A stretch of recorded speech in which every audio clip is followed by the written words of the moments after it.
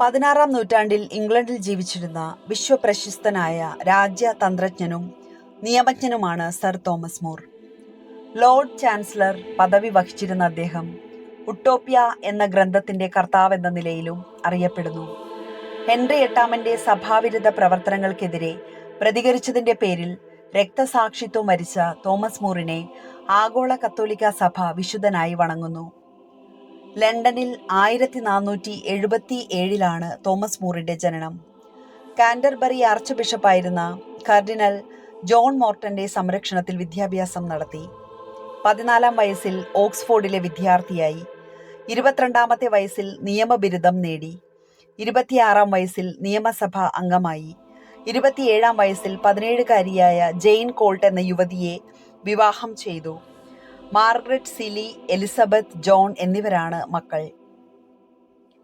1511 ജെയിനിന്റെ മരണത്തെ തുടർന്ന് Alice Milton എന്ന വിധവയെ വിവാഹം ചെയ്തു.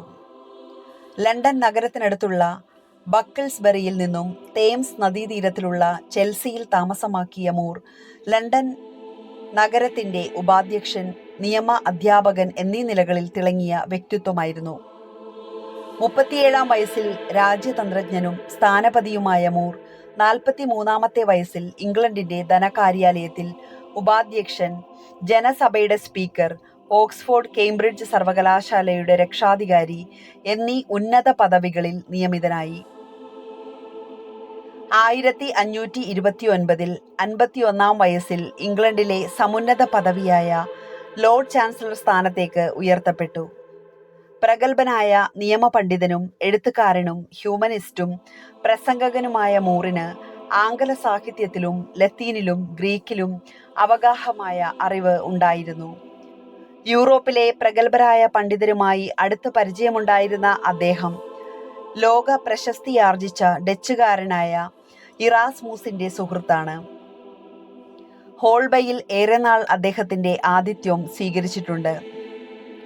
ഷേക്സ്പിയറിന്റെ ശക്തമായി സ്വാധീനിച്ച റിച്ചാർഡ് മൂന്നാമന്റെ ചരിത്രം ഇംഗ്ലീഷ് ചരിത്ര ഗ്രന്ഥങ്ങളുടെ മുന്നോടിയായി രചിച്ചത് മൂറായിരുന്നു. 16-ാം നൂറ്റാണ്ടിൽ രാഷ്ട്രത്തെക്കുറിച്ച് എഴുതപ്പെട്ട മക്കിയവെല്ലിയുടെ പ്രിൻസ് പോലെ ശ്രദ്ധേയമായ ഗ്രന്ഥമായിരുന്നു തോമസ് മൂറിന്റെ ഉട്ടോപ്യ. സമത്വം, സാഹോദര്യം തുടങ്ങിയ സവിശേഷ മൂല്യങ്ങളിൽ അടിസ്ഥാനമിട്ടതും ജനാധിപത്യ ക്രമത്തിലുള്ളതുമായ ഒരു ആദർശ രാഷ്ട്രത്തെക്കുറിച്ചുള്ള സങ്കല്പമാണ് ഇതിലെ ഇതിവൃത്തം. നർമ്മബോധമുള്ളവനും നടനും ലഘുനാടകങ്ങളുടെ കർത്താവുമായ തോമസ് മൂറിനാണ് ഇറാസ്മുസ് തന്റെ പ്രസിദ്ധമായ മണ്ടത്തരത്തിന് സ്തുതി എന്ന ഗ്രന്ഥം സമർപ്പിച്ചത്.